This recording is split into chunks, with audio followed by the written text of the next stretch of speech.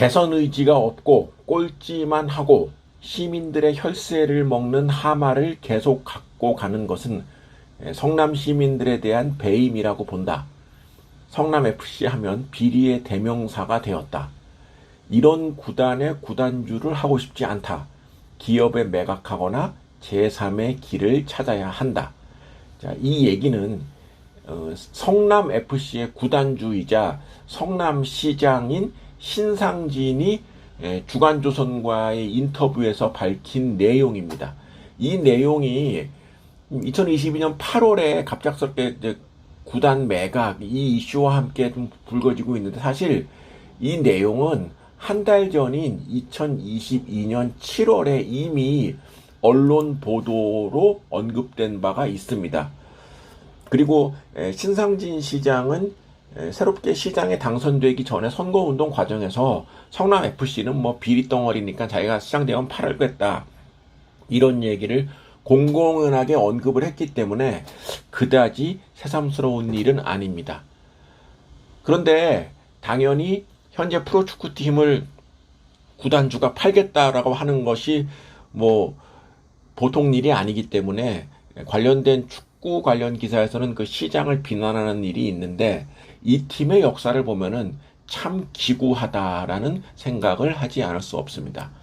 흔히들 성남FC를 국내 최대의 명문팀이다라고 얘기하는 것은 이 팀이 K리그에서만 7번을 우승을 했고 FA컵에서 3번 우승을 했습니다. 그리고 AFC 챔피언스 리그에서도 한 번 우승을 차지할 정도로 가장 위대한 업적을 세운 그런 팀인데, 그 팀의 역사는 지금의 성남FC가 아니라 성남FC의 전신인 성남 1화의 성적입니다.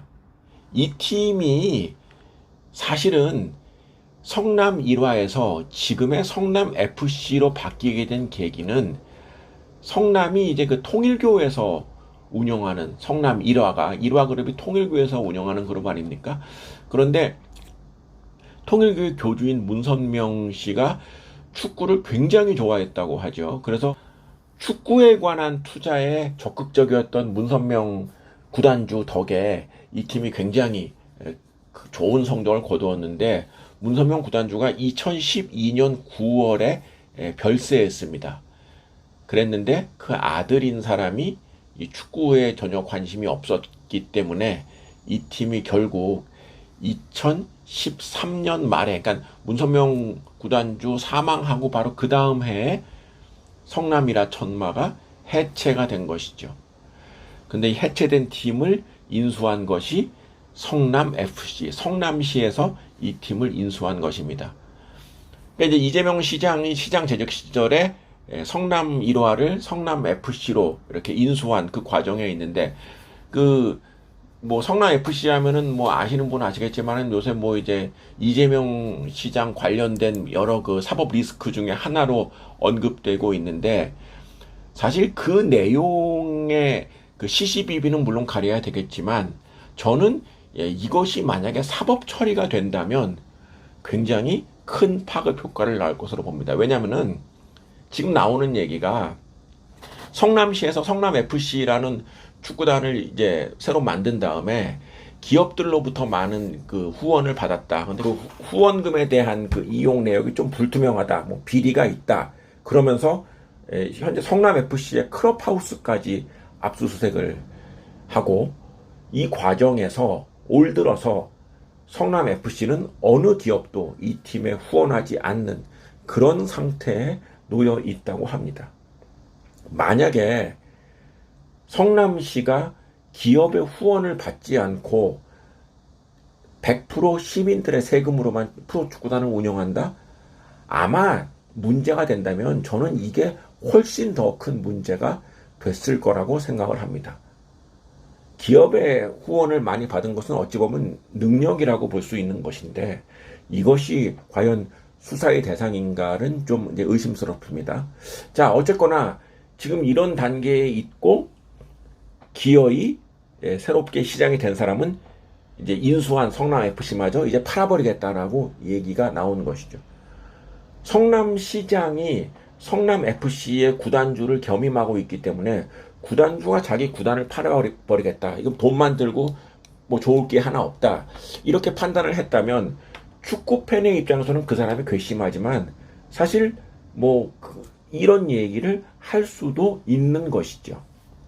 다만 그래서 이 사람의 얘기대로 다른 주체에서 이 축구단을 인수한다면 뭐 문제는 깨끗하게 정리될 것으로 보입니다. 더는 뭐 문제가 안 되겠죠.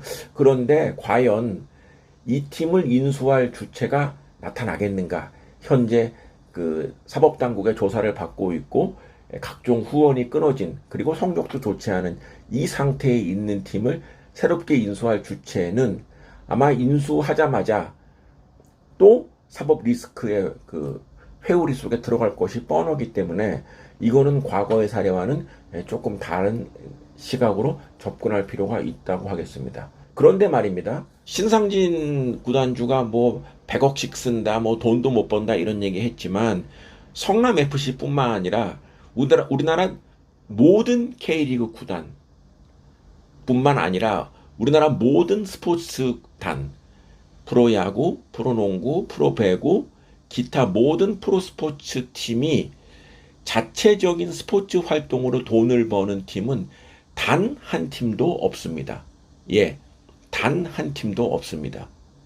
기업의 후원이 그 매출로 잡히는 특수한 사업 구조 때문에 일부 구단이 장부상 흑자가 나는 것이지 이거는 기업의 그냥 절대적인 후원으로 운영되는 자체적인 스포츠 활동으로는 이익 내는 구단이 없는 것이죠.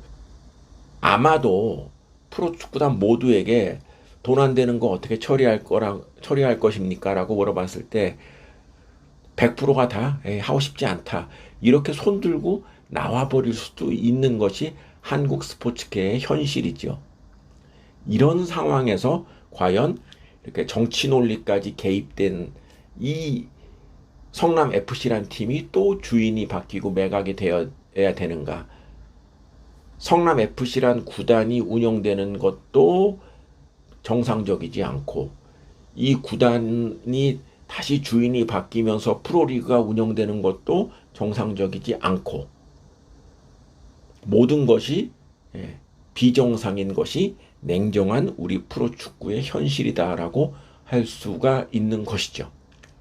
이번 신상진 시장의 발언 같은 일은 앞으로도 시도민 구단에 대해서는 언제든지 나올 수 있는 그런 발언입니다. 그리고 그 발언 자체가 기분은 나쁘지만 합리적인 대안이라고도 볼 수 있을 정도로 우리 프로축구는 지금 처음에 생겨난 지 30년이 지나도록 아직도 비정상적인 상황에서 벗어나지 못하고 있는 모두가 알지만 함부로 입 밖으로 얘기하기 어려운 이런 사실에 대해서 이제는 조심스럽게 메스를 들어야 되지 않나 생각을 합니다.